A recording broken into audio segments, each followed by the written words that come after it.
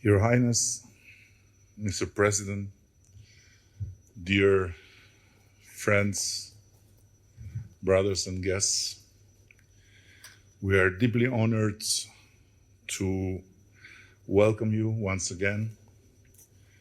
Your second visit in such a short span of time, and though I must confess not for as long as we would wish, your presence feels like that of a close relative returning to check if all is well in the family home. The Prophet Muhammad, peace be upon him, once said, "It is not permitted for a Muslim to avoid his brother for more than 3 days. And the better of the two is the one who greets first." You, Your Highness, came to us in that spirit as the one who greets first, like a beloved family member who, though far away, never lets the ties of affection fade. So now it is also crystal clear who is better of the two of us, if ever was any doubt. Dear brother, let me say this also on behalf of my people present in this small but very special gathering for us. We first heard of the UAE. Then we learned about it. Then we came to see it. And then we came to know and appreciate the people who care of it. To count ourselves among the friends of your remarkable country is not only a great honor for us as a nation, but a source of sincere joy and immense pride for us who represent our nation. And this bond is owed above all to your personal dedication to this brotherhood. Your Highness, you teach me every day that true brotherhood is not merely declared, it is lived. It is built by walking a shared path, by standing together in truth, by embracing the wisdom your late father, Sheikh Zayed bin Sultan Al Nahyan, may his soul shine in eternal peace. We are all creatures of God.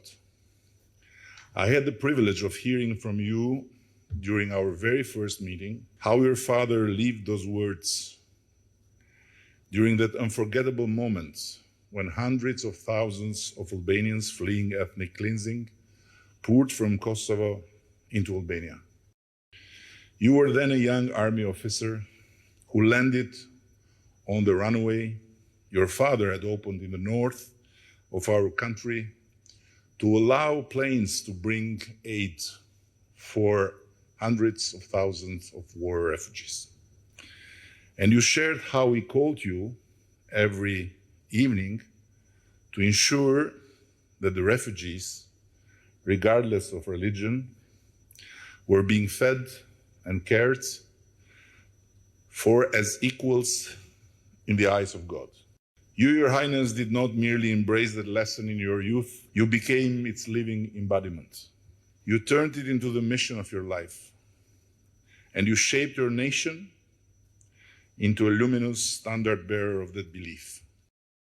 A country whose moral stature is anchored in its unwavering commitment to universal fraternity and in the fearless conviction that, whatever the cost, this is the only path toward a better world, not in noble words, but in brave deeds.